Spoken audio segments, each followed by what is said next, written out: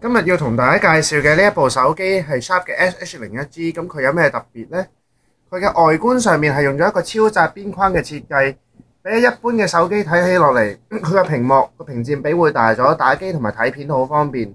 同埋佢呢一個邊框設計係做得特別粗嘅，所以你唔會誤碰任何嘅掣，唔會話睇下片無啦啦彈咗出嚟嘅。咁佢喺個色彩處理上面係用咗一個慳電 mon 嘅技術。